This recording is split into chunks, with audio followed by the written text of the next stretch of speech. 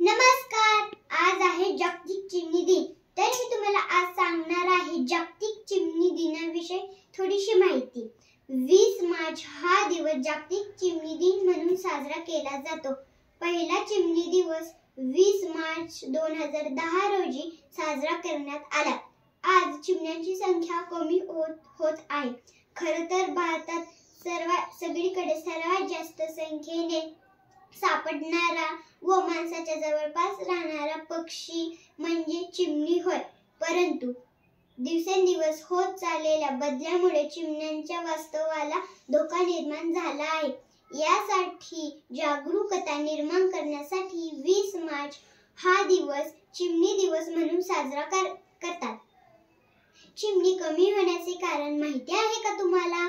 औद्योगिकीकरण, प्रदूषण, शहरीकरण, कमी होत चाललेले जंगल, हानिकारक रसायनांचा शेतात वापर, वृक्षतोड,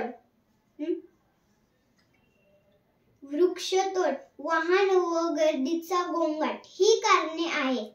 आपण चिमण्यांचे संवर्धन करायला हवे। चिवताईसाठी पाणी ठेवूया, धान्य ठेवूया, शेतासाठी रासायनिक खताचा वापर कमी करूया, झाडे लावूया, झाडे जगवूया, चिमणीसाठी घरे बांधूया। धन्यवाद।